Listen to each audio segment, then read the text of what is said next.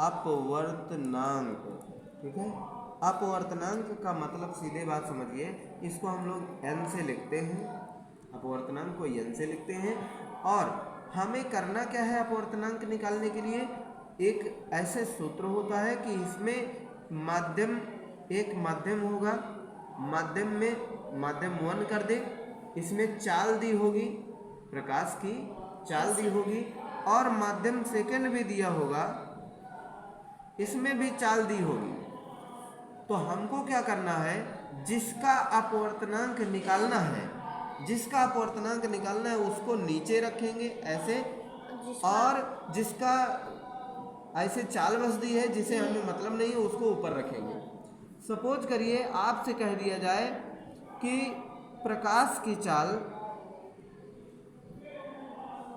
वायु में, प्रकाश की चाल वायु में 3 × 10⁸ मीटर प्रति सेकंड है, और कांच में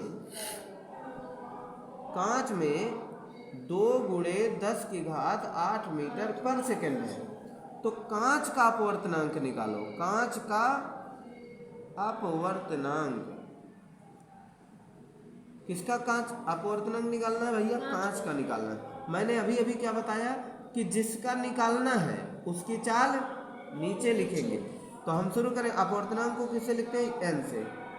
ऊपर किसकी चाल लिखेंगे, ऊपर सर प्रकाश की चाल लिखेंगे, क्योंकि हमें निकालना है कांच का, कांच का अपवर्तनांक बराबर क्वेश्चन मार्क है ना।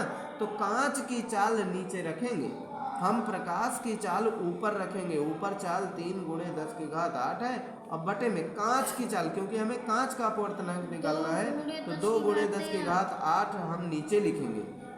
10⁸ से 10⁸ सेम टू सेम है, कट गया। अब मीटर पर सेकंड है, मीटर पर सेकंड है, वो सब कट जाएंगे।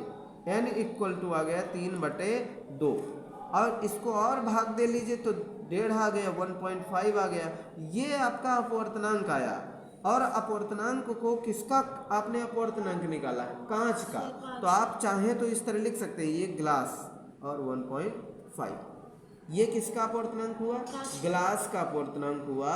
और किसके सापेक्ष में निकाला है, वायु के सापेक्ष में। तो वायु को यहाँ लिख सकते हैं एयर, एयर के सापेक्ष, यानी आपने अपवर्तनांक निकाला 1.5, लेकिन किसका अपवर्तनांक निकाला, ग्लास का, तो यहाँ लिखा जाएगा।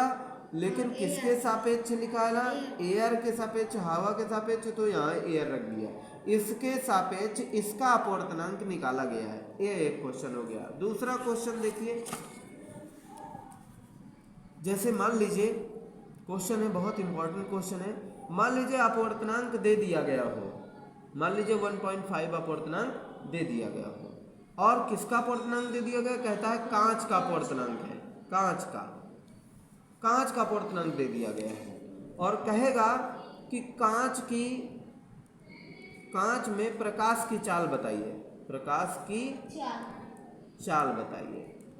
ये इतना कह दिया जाए, बस केवल इतना क्वेश्चन। अपवर्तनांक 1.5 है कांच का, और कांच की प्रकाश की चाल बतानी, तो हम सीधा फार्मूला लगाएंगे। n बराबर होता है वायु में प्रकाश की चाल, वायु में प्रकाश की चाल यानी माध्यम 1 है, और बटे में, क्योंकि यहाँ दूसरा कोई माध्यम दिया ही नहीं है, यहाँ तो केवल कांच में प्रकाश की चाल पूछ रहा है, और किसी की चाल दिया नहीं है। अपवर्तनांक कांच का दिया है, लेकिन किसी की चाल नहीं दी है। जब चाल नहीं दी है तो हम क्या करेंगे, वायु में प्रकाश एक माध्यम हमारा वायु माना जाएगा फिर, और दूसरा जिसका हमें निकालना होता है वो हम नीचे रखते हैं। देखिए अपवर्तनांक किसका निकाला गया है, कांच का, कांच का अपवर्तनांक दिया हुआ है। तो जब कांच का निकाला गया है तो हम कांच को ही नीचे रखेंगे। मैंने बताया था अभी कि कांच का निकालना है तो कांच की चाल नीचे रखी जाती है। तो लिखेंगे कांच में प्रकाश की चाल, कांच में प्रकाश की चाल। इसका ग्लास का अपवर्तनांक निकालना है तो ग्लास की चाल नीचे रखी जाती है। तो हमें ग्लास का अपवर्तनांक तो दे रखा है 1.5 बराबर, वायु में प्रकाश की चाल फिक्स होती है भैया 3 × 10⁸, ये आपको हमेशा याद रखना पड़ेगा। लेकिन इधर कांच में प्रकाश की चाल, कांच में प्रकाश की चाल यही तो निकालना है। इसको इधर कर दीजिए और इसको इधर ले आइए, तो ये वाली वैल्यू हमारी यहाँ निकल आएगी, और इसको इधर ले आइए तो हमारा हो जाएगा कांच में प्रकाश की चाल, कांच में चाल हम शॉर्टकट में लिख दिए, बराबर हो जाएगा 3 × 10⁸ और बटे में 1.5।